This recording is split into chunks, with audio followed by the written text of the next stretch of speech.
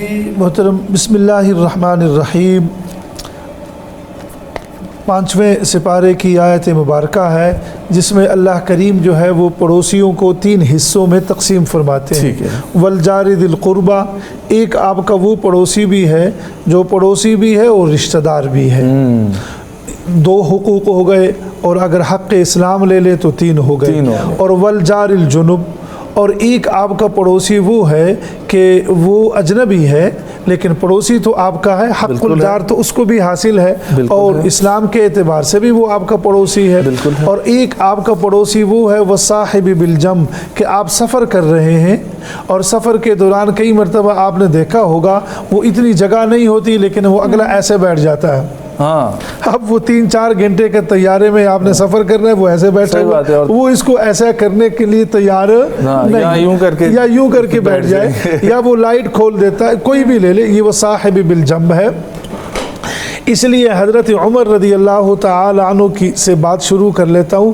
جب حضرت ابوبکر صدیق رضی اللہ تعالی عنہ خلیفہ بنے تو حضرت عمر کو قاضی القضات بنایا، چیف جسٹس بنایا۔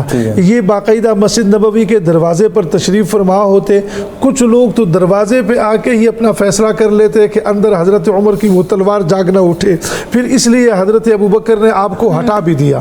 جی اچھا، اب حضرت عمر جو ہے آپ کے پاس اگر کوئی شخص آتا اور وہ کہتا جی کہ میں اس کو جانتا ہوں، یہ بڑا نیک آدمی ہے، یہ ہے وہ، تو آپ ان سے 3 سوالات کرتے۔ آپ فرماتے حل سافرتم، کہ یا اس بندے کے ساتھ تم نے سفر کیا ہے؟ سفر میں ہی سب کچھ اخلاق کا پتہ چلتا ہے۔ امام خدوری بھی فرماتے سفر کا ایک معنی اخلاق کا ظاہر ہونا۔ حل جاورتم، کہ یا یہ بندہ آپ کا پڑوسی بھی رہا ہے، پڑوس سے ہی پتہ چلتا ہے۔ اور حل تعاملتم، اور کہ یا اس بندے کے ساتھ تم نے معاملات کیے ہیں۔ ان تینوں سے سوسائٹی میں آپ کسی کو کیا کر سکتے ہیں؟ پہچان سکتے ہیں۔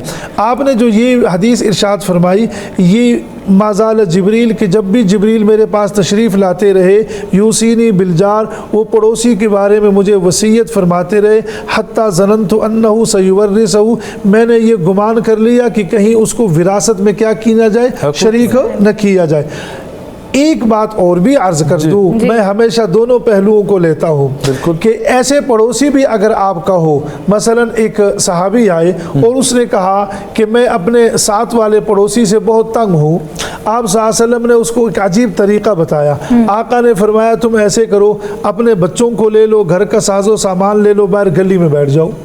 اچھا، اب جو بھی آتا تو وہ اس کو کہتا بھائی آپ باہر کیوں بیٹھے ہو؟ انہوں نے کہا یہ ترتیب تو آقا نے بتائی ہے لیکن ساتھ پڑوسی مجھے تنگ کر رہا ہے۔ وہ آیا اور اس نے آ کر کہا خدا کے لیے آپ اندر بیٹھ جائیں، میں آپ کو آئندہ تنگ نہیں کروں گا۔ تو اسی پر 6 سپارے کی پہلی آیت نازل ہوئی، لا یحب اللہ الجہر بالسوء، یعنی اعلانیہ طور پر کسی شخص کی برائی کو بیان کرنا اللہ اس کو پسند نہیں کرتا، الا من ظلم، لیکن اگر اس پر ظلم ہو جائے وہ اس کو کیا کر سکتا ہے۔ میں آخری بات ناظرین سے یہ گزارش کروں گا کہ خدا را اس دور میں واقعی، یعنی میرے گھر میں میرے بزرگ بیمار ہیں تو ادھر جناب من وہ بلند آواز سے کوئی پروگرام کر رہے ہوتے ہیں، کبھی میں اپنا گھن جو ہے وہ کسی گھر کے آگے ڈال دیتا ہوں، میں نے پورا گھر بنایا، کروڑوں روپے لگائے، لیکن باہر کی جو اب وہ سڑک ہے یا وہ پائپ لائن ہے اس کو میں ٹھیک کرنے کے لیے تیار نہیں ہوں۔ اس پر بھی ہمیں کیا کرنا چاہیے، سوچنا چاہیے۔ اور واقعہ یہ عرض کرنے لگا ہوں، میں نے شاید پہلے بھی گزارش کی کہ حضرت عبداللہ بن مبارک ہیں اور ان کا پڑوسی یہودی ہے، اور وہ یہودی جو ہے وہ اپنے گھر کی قیمت دگنی بتا رہا ہے، تو کسی نے کہا آپ کے گھر کی اتنی قیمت نہیں ہے، زیادہ کیوں مانگ رہے ہو؟ اس نے کہا 1000 میرے گھر کی قیمت ہے اور میرے پڑوس کی۔ تو اللہ تعالیٰ ایسے ہی ہمیں بنا دے کہ ہمارے گھر کے قریب پڑوس کی کیا لگتی رہے قیمتیں بھی۔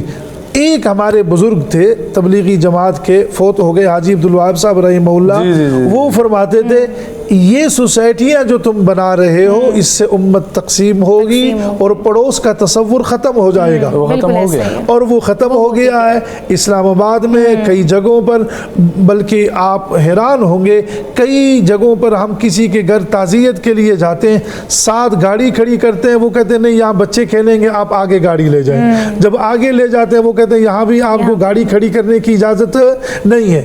لیکن اس لیے خدا را یہ فروغ ہم دیں، لیکن نہیں